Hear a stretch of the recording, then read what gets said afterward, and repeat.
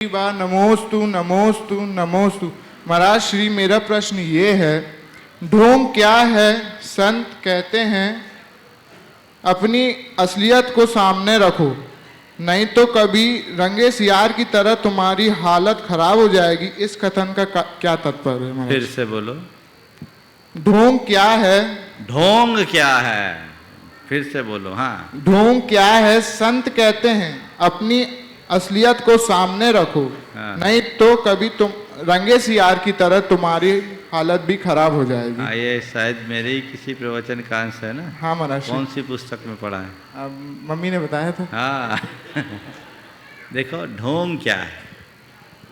ढोंग क्या है वो आपने आगे पीछे के वाक्य को छोड़ दिया। ढोंग क्या है समझो। ढोंग मत करो, ढंग से जियो, अपनी असलियत को मत छिपाओ, अपनी असलियत को बिल्कुल साथ लेकर चलो, नहीं तो रंगे सियार जैसा तुम्हारा हाल हो जाएगा। एक कहानी है, एक सियार था जो एक बार जंगल से निकल के शहर की तरफ आया, तो थोड़ा लेट हो गई, तो एक रंगरेज के हौज में कूद गया।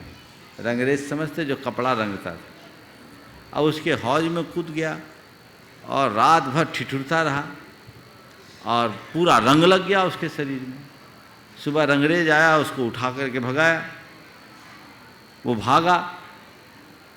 अब जंगल में आया, उसने देखा मैं तो रंग गया हूँ, खुद को अब रंगा हुआ माना। जंगल में उसको अजीबोगरीब देखकर जंगल के बाकी प्राणी उससे कतराने लगे। जब जंगल के प्राणी कतराने लगे तो उसने थोड़ा सा अपना पैतरा बदला और कहा, देखो परमात्मा ने मुझे तुम सबका राजा बनाकर भेजा है। अब आज से मैं राजा हूँ और तुम सब मेरी प्रजा।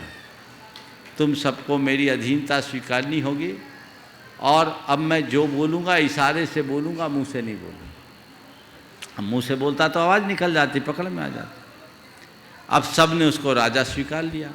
अब बारिश हुई, अब शरीर पर पानी गिरा तो धीरे धीरे रंग धुलने लगा, और जैसे ही रंग उसका धुला, उसकी वास्तविकता प्रकट हुई तो सारे जानवरों ने मिलकर के उसकी मिट्टी पलीत कर दी। तो यही हाल होता है जब मनुष्य कृत्रिम लबादा ओढ़ता है, तो उसकी दशा कुछ ऐसी हो जाती है और उस दशा में उसके साथ बहुत दुविधापूर्ण स्थिति बन जाती है। हमें ऐसी दुविधापूर्ण स्थिति से अपने आप को बचा करके चलना चाहिए।